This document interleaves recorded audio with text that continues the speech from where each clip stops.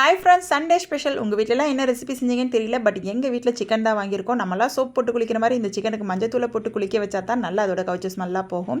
Chicken வாங்கினதுமே என் பையன் சொல்லிட்டான், cup முக்கியம் பிகிலு அப்படின்ற மாதிரி, கபாப் முக்கியம் அம்மா அப்படின்னு சொல்லிட்டான். சரி, ஃபஸ்ட்டு அவனுக்கு கபாபுக்கு மேரினேட் பண்ணி வச்சலான்னு மேரினேட் பண்ணி வச்சுட்டேன். நல்லா அந்த காலத்தில் அம்மா செஞ்சு கொடுக்குறது மட்டும் தான் சாப்பிடுவோம். பட் ஆனால் இந்த காலத்து குழந்தைங்க நம்ம என்ன செய்யணும் அப்படிங்கிறதவே மெனுவாக கொடுத்துட்றாங்க. உங்கள் வீட்டில் எப்படி அப்படிங்கிறத கமெண்ட்ஸில் ஷேர் பண்ணுங்கள். இப்போ வெளியே பார்த்தீங்கன்னா நல்லா சோன்னு மழை பெய்யுதுங்க.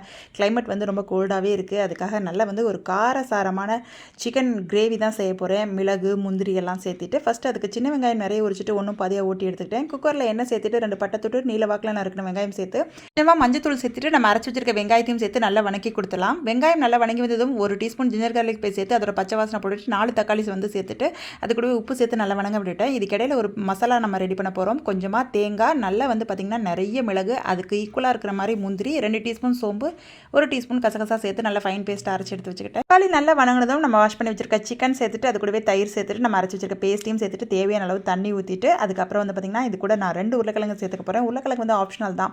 எங்கள் வீட்டில் கறியில் உருளைக்கிழங்கு போட்டால் எல்லாத்துக்குமே ரொம்ப பிடிக்கும். அதுக்காக கைப்பிடி அளவு மல்லியில் தூவிட்டு 1 விசில் விட்டு இறக்கணும்னா நல்லா சூப்பரான காரசாரமான சிக்கன் கிரேவி ரெடி ஆயிரும்.